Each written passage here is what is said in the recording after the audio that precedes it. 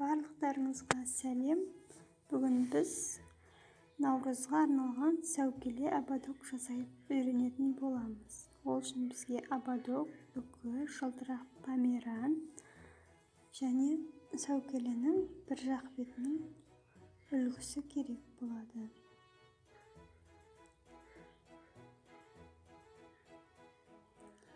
Ең алдымен померанға сәукеленің бір жақ бетінің үлгісінің 4 данасын бастырып қиып аламыз.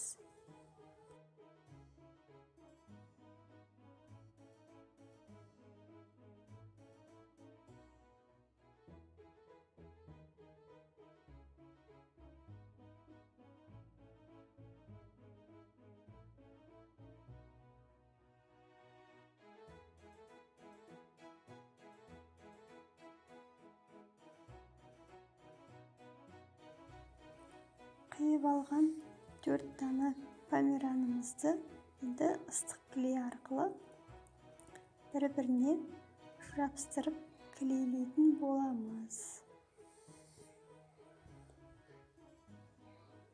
Клейді ұзақ уақытта ұстап тұру керек, кепкенше, әйтпесе бір-бірінен ажырап кетеді.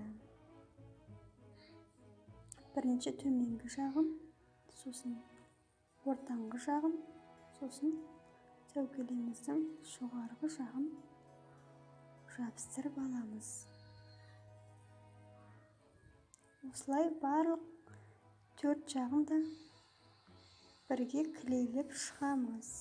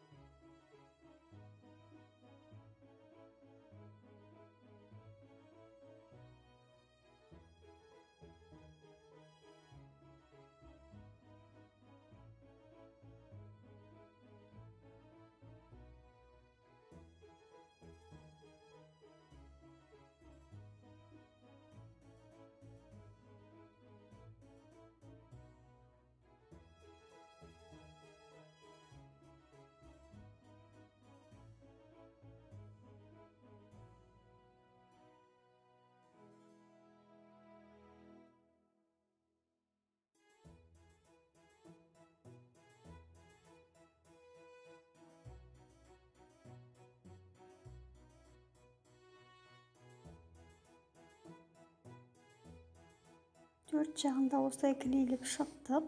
Енді бізге ақ фетр қажет болады. Бұл сәукеленің астына ободок ең бірге жабыстыру үшін керек болады. Ол үшін фетрді дөңгелек етіп қиып аламыз.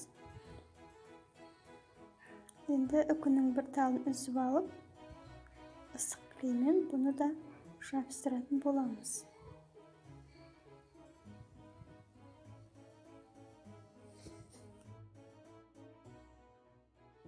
Келесі бізде ақ фатин қажет болады. Ақ фатинді кішкене өлшеп кесіп алып, ақ фетрға клеймен бүктеп келтіріп, сәукеленің жиегі әдемі болып тұру үшін жабыстыратын боламыз.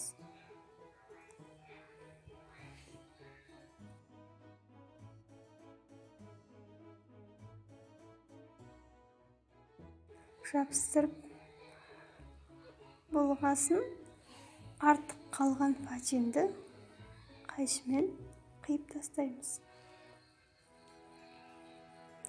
Енді оған фоамираннан жасалған сәукелемізді орнату үшін ыстық клей жағып, дөңгелек фетрдің үстіне орнатамыз.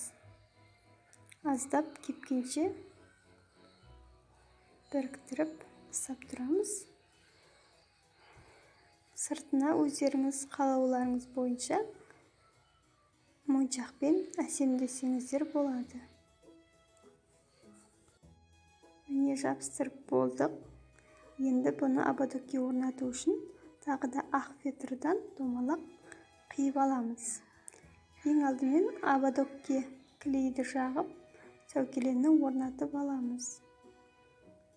Сосын клейді тағы да жағып, ақ фетрімізді біріктіріп кепкенше ұстайтын боламыз.